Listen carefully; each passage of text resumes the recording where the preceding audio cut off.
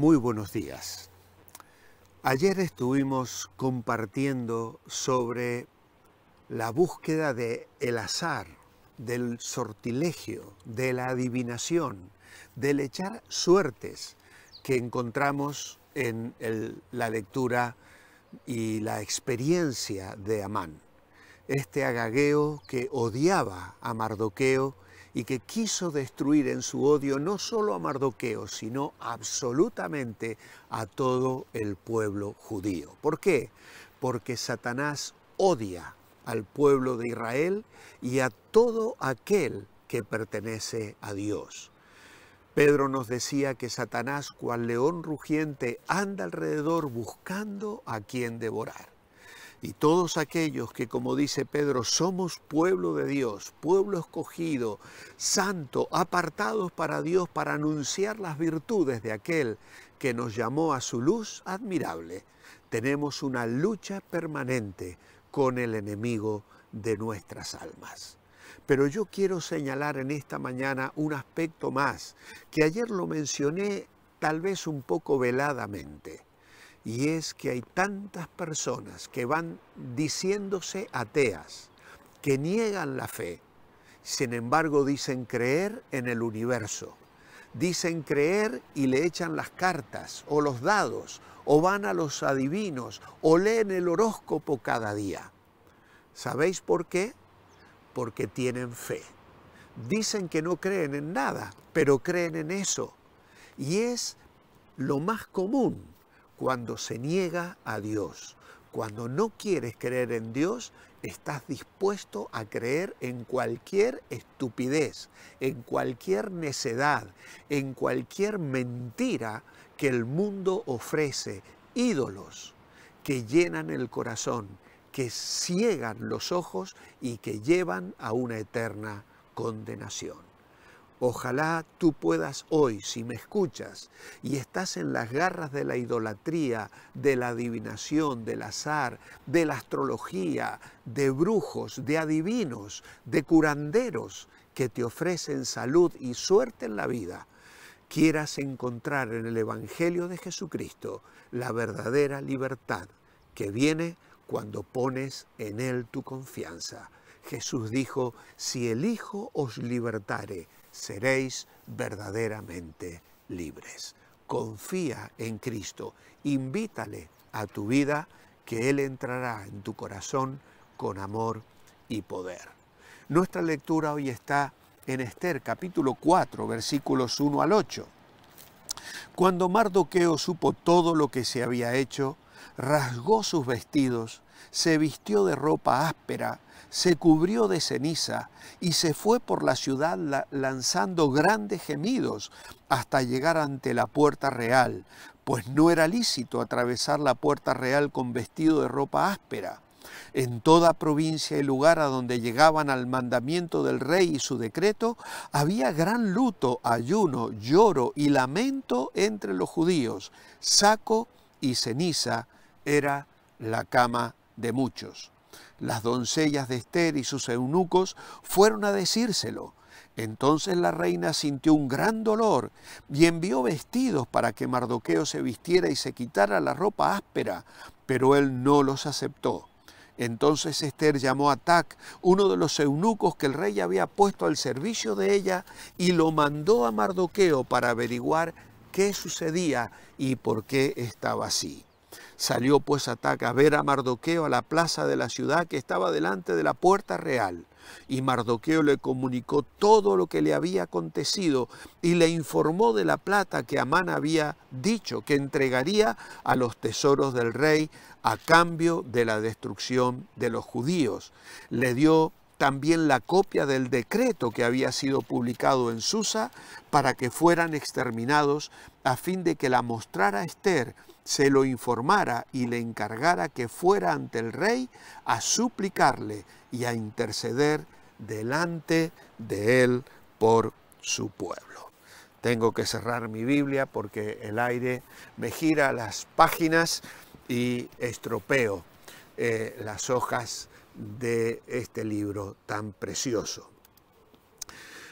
Mardoqueo se identifica con el dolor y la desesperación de todo el pueblo de Dios. Dice la Escritura que va por toda la ciudad vestido de luto, declarando ante todos que él era judío. No cabe duda que él sabía que él era el causante de aquella trama malvada.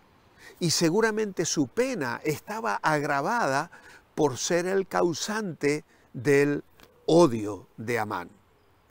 En Occidente solemos reprimir toda expresión pública de angustia y dolor. Escondemos nuestras emociones y respondemos ante la tragedia con una mesurada actitud y una resignación controlada. Como consecuencia, desde nuestra perspectiva, el duelo y las lamentaciones de Mardoqueo pueden parecernos teatro, melodramático, ruidoso y exagerado. Pero en realidad, ¿cuál de las reacciones es la más artificial? ¿La represión o la exteriorización? Desde luego, debemos comprender que en el resto del mundo esa actitud fría y distante parece incluso inhumana. No debe sorprendernos que al enterarse del decreto real Mardoqueo diera rienda suelta a su dolor, siguiendo las costumbres normales de su época y cultura, pero de hecho el texto no reza cuando supo todo lo que decía el decreto, sino cuando supo todo lo que se había hecho. Y ese todo incluía seguramente el soborno del rey por parte de Amán. No sabemos exactamente de dónde habría recabado toda esta información, pero en aquel entonces las paredes tenían oídos. Cualquier secreto de Estado discutido en las cámaras oficiales dejaba pronto de ser secreto. Alguien había espiado la conversación entre el rey y su hombre preferido, y la información había llegado a Mardoqueo. Y en cada una de las provincias y en todo lugar donde llegaba la orden del rey y su decreto, había entre los judíos gran duelo y ayuno y llanto y lamento. Después de describir la reacción de Mardoqueo, el autor nos cuenta de la comunidad hebrea en todo el imperio. Esencialmente era la misma que la de Mardoqueo. En todas partes la consternación da lugar a manifestaciones públicas de horror y desesperación. Si acaso lo nuevo es el ayuno, pero aunque el texto no lo dice explícitamente, es probable que Mardoqueo también ayunara. El gran duelo, ayuno y lamento vuelve a ser la manera habitual de expresar un dolor extremo. Así reaccionó Nehemías ante la noticia de el estado de las murallas de Jerusalén. En el capítulo 1 lo vamos a ver próximamente. Y el pueblo judío al reconocer su pecado, luego en Nehemías capítulo 9. Lo que llama la atención, sin embargo, es que en estos últimos ejemplos, el ayuno y el cilicio, el saco, solo son los signos externos que acompañan una actividad espiritual interna. Y en el caso de Nehemías, la oración y la intercesión. En el caso de los judíos aquí, la confesión y el arrepentimiento. En cambio, no hay mención de oración o actividad espiritual alguna, ni en el caso de Mardoqueo, ni en el caso de los judíos del imperio. Sin embargo, ya hemos comentado la reticencia del autor de dar una explicación de las cosas espirituales. Más bien limita su narración a la descripción de los hechos externos. Pero ¿qué sentido tienen estas expresiones de dolor si no van acompañadas de realidades espirituales? Cualquier lector judío sobreentendería enseguida que el ayuno y el saco no eran rutinas sociales, sino que tenían la finalidad de acompañar y estimular a la oración, que el llanto y el lamento del pueblo se dirigían no al aire ni a las autoridades persas, sino al Dios de los cielos, y que los signos externos debían ser acompañados por un auténtico retorno a Dios. En las Escrituras el ayuno solo tiene sentido como un vehículo de auténtica expresión de humillación delante de Dios en preparación para la intercesión o la contrición. No tenemos derecho a suponer que este no fuera cierto también en el caso de Mardoqueo y los judíos. Las manifestaciones exageradas de su duelo son el reflejo fiel de la intensidad con la que buscaron a Dios en oración en aquellos momentos de gran aflicción. Esther se enteró del decreto real contra los judíos por medio del cauce habitual de la vida de palacio, el chismorreo. Como ya hemos tenido ocasión de ver, los palacios reales eran auténticos servidores de intrigas y habladurías, y una noticia como esta no tardaría ni siquiera minutos en llegar a todos los rincones. Por supuesto, ya que ningún varón podía entrar en el palacio de las mujeres para ser informada, Esther tenía que depender de sus doncellas y de los eunucos. Algunos comentaristas suponen que las preguntas de Esther del versículo 5 revelan su desconocimiento de la existencia del decreto real, en cuyo caso las doncellas y los eunucos solo le habrían comunicado el duelo público de Mardoqueo.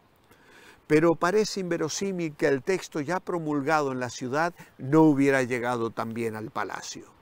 Es mucho más probable que le informaran tanto acerca del decreto como acerca del duelo de Mardoqueo y que sus preguntas correspondieran a su deseo de ir al fondo de la cuestión y saber las razones por las que el decreto había sido promulgado. Recordemos que no se constataron en el texto emitido, pero Mardoqueo no podía trasponer las puertas del palacio que estaban selladas para él, especialmente en esas condiciones. Ahora aquí tenemos una figura del ser humano cuando no está en paz con Dios por causa de su pecado. No podemos acercarnos a Dios por nuestra cuenta, ni en nuestras condiciones, sino por la gracia de Dios, y mediante Jesucristo hay un camino abierto al trono de la gracia. Debemos confesar nuestros pecados y ser revestidos de Cristo para entonces acceder con confianza, porque tenemos al único mediador entre Dios y los hombres, Jesucristo hombre. ¡Qué bendición! Disfrutamos los cristianos al poder acercarnos a Dios. No hay puertas cerradas ni obstáculos que impidan una comunión personal e íntima con nuestro Padre Celestial, ante quien podemos llegar con todas nuestras cargas y necesidades.